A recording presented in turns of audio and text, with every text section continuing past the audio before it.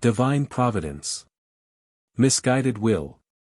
The events in the life of a human being do not happen by coincidence, instead everything is divine providence and has been predetermined since eternity. Every person's life has been outlined in detail, and if it appears as if human will is playing a part, then only because God has known the human will since eternity and therefore he also knows how the person is using his freedom of will.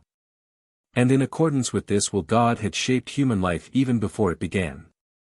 Thus, the individual cannot change his life in a completely different way than that which God has determined, just as, on the other hand, no coincidences play any part in the planning of earthly life.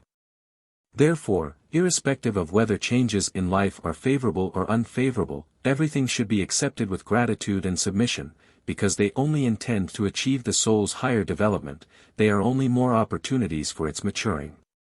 It is completely misguided to assume that a person's will, or action might have been able to prevent this or that.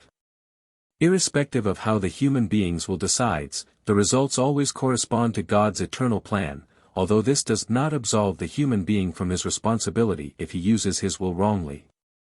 God has already taken this person's misguided will into account, i.e. the consequences of this turn into opportunities for ascent again.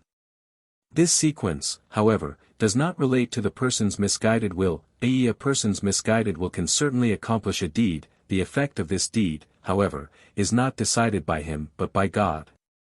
And thus, God coordinates every event, he lets the occurrences follow each other in such a way that they benefit the person's soul, and a human being cannot do anything to prevent the plan that God devised once and for all. There is no such thing as chance, no matter how miraculous events appear to be, the course of every single person's life is always God's will. Because God will always allow for the person's free will, and as he has known this since eternity, he has shaped his life in accordance with this free will. Amen.